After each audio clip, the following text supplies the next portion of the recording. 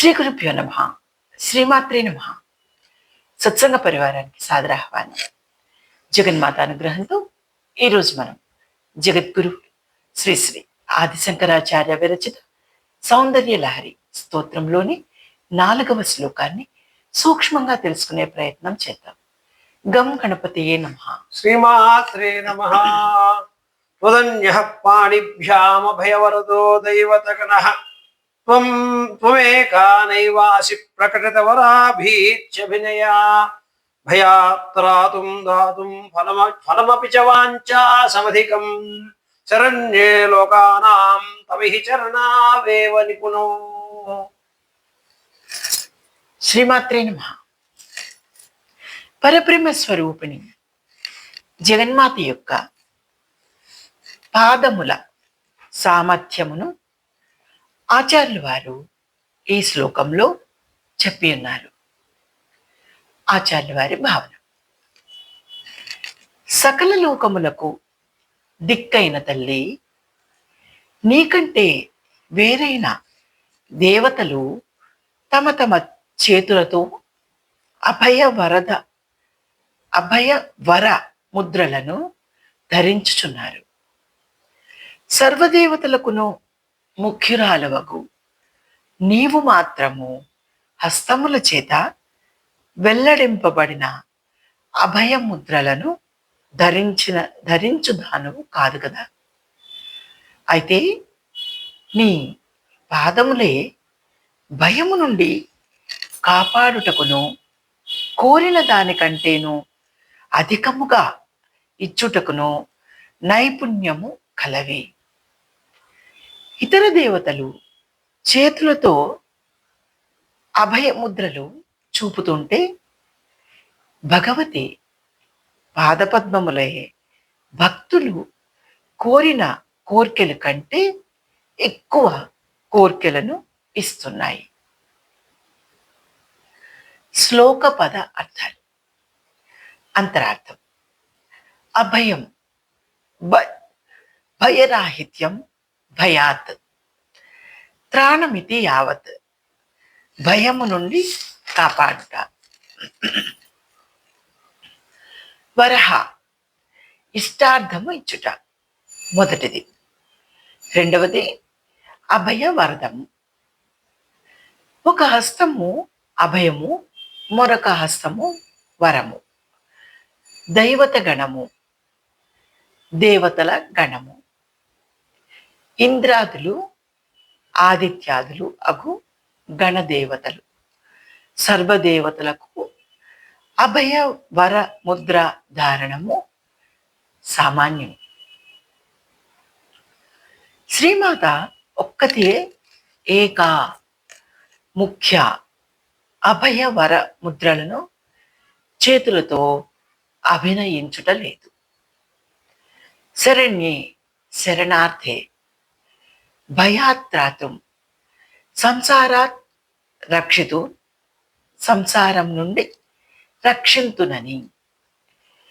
వాంఛా సమధికం, ఫలం దాతుం, అపిచ, కామితార్థమున కంటే అధికముగా ఫలమును ఇచ్చుటకును.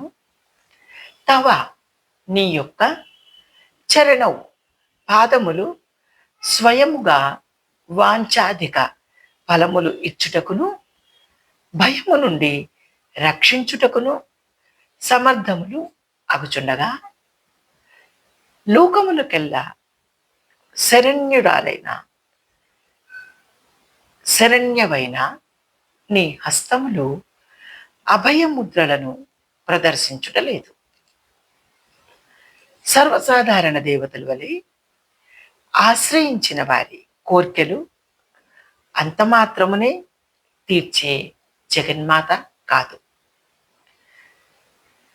జగన్మాత పాదములే శరణమని నమ్మిన భక్తులను జగన్మాత సర్వ విధములా ఉద్ధరిస్తోంది.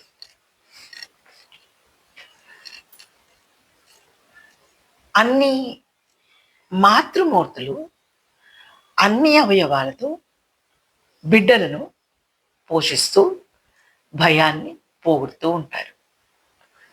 అందువలనే మాతృదేవో భవ అని వేదం మొదట వాక్యం చెప్పింది.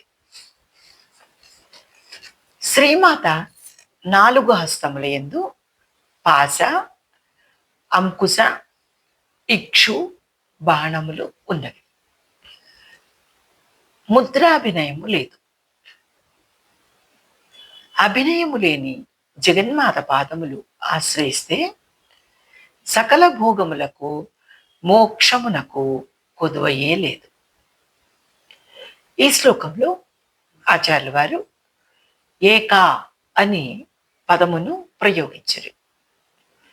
ఇతర దేవతలకు కూడా శ్రీమాతే శరణ్యము. శ్రీమాత స్తుతి నిశ్చల సిద్ధిదాయిని. ఏకా అద్వితీయ రూప, సర్వదేవతా కారణభూత. నిపుణ అనే పదమునకు ప్రవీణో నిపుణ విఘ్న. శ్రీమాత నిపుణురాలు అనగా ఇతర దేవతలు చేతులతో ముద్రలను అభినయించుచున్నారే కానీ వారికి అభీష్టదాన సామర్థ్యము లేదు. శ్రీమాతయే అభీష్టదాత్రి. ఏపి బ్రహ్మదయో దేవా భవంతి వరదాయినః త్వం రూపం శక్తి మాసాద్య తే భవంతి వరప్రదాః. లలితా సహస్రంలో హయగ్రీవులు వారు భయాపహ వాంఛితార్థప్రదాయిని వరద అని జగన్మాతను స్తుతించారు. భయాపహ శ్రీమాతను స్మరించు వారికి ఎట్టి భయము ఉండదు. బ్రహ్మ యొక్క ఆనందమును అనుభవించువాడు దేనికి భయపడడు. అరణ్యములందు, ఇతర స్థలములందు, జలమందు, భూమిపై వ్యాఘ్రాదుల ముందు, అటవీ మృగముల ముందు, చోరాది భయములతో వ్యాధులు వచ్చినప్పుడు, చోరాది భయములలో మరియు వ్యాధులు వచ్చినప్పుడు అన్ని భయాదుల యందు, అగ్ని భయాదుల యందు దేవి నామమును స్మరించాలి. వాంఛితార్థ ప్రదాయిని. వాంఛితార్థం ప్రదాతుం శీలమస్యాహ భగవతి. కోరిన కోర్కెలను ఇచ్చు స్వభావము కలది. వరద. ఉపాసకులైన బ్రహ్మ విష్ణులకు వరములు ఒసగునది. దేవి భాగవతం నందు వరములను కోరు దేవతల కోరికలు భగవతి సంపూర్ణంగా ఎక్కువగా తీర్చును. కాన భగవతి వరద అగుచున్నది.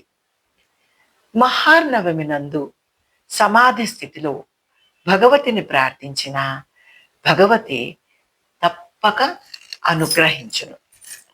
వందే వరణే ప్రోక్తస్తేన వరదా స్మృత. జగదంబ విచిత్రమత్రకిం పరిపూర్ణ కరుణాశ్చర్యన్మయీ అపరాధ పరంపరావృతం నహిమాత సముపేక్షతే సుతం. ఇది ఈ శ్లోకం యొక్క సూక్ష్మ వివరణ. జగన్మాత అనుగ్రహం మనందరి మీద కలుగుగాక. నమః శివాయ చ నమః శివాయ. శ్రీమాత్రే నమః.